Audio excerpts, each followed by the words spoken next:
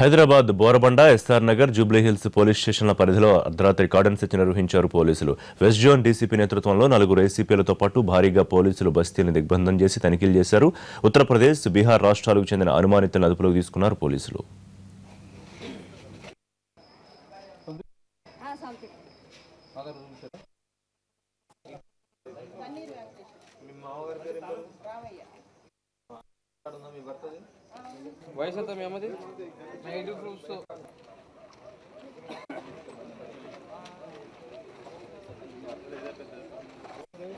Jubilee hills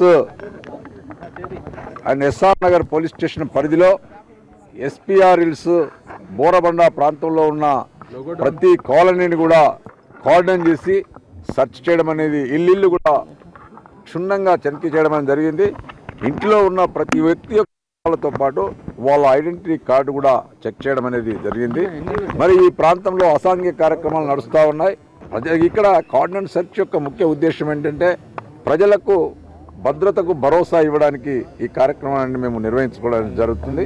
మరి ఇందులో భాగంగానే ఈరోజు దాదాపు వెస్ట్ జోన్ పరిధిలో ఉన్న అందరు అధికారులు కూడా పార్టిసిపేట్ చేయడం అనేది జరిగింది.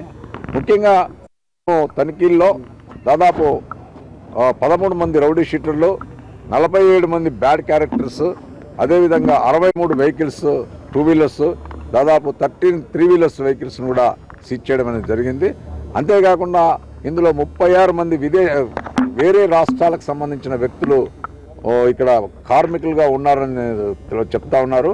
మరి వాళ్ళ యొక్క వివరాలు, వాళ్ళ యొక్క ఫింగర్ ప్రింట్స్ తీసుకున్న తర్వాత కానీ మేము పూర్తి వివరాలు చెప్పడానికి అవకాశం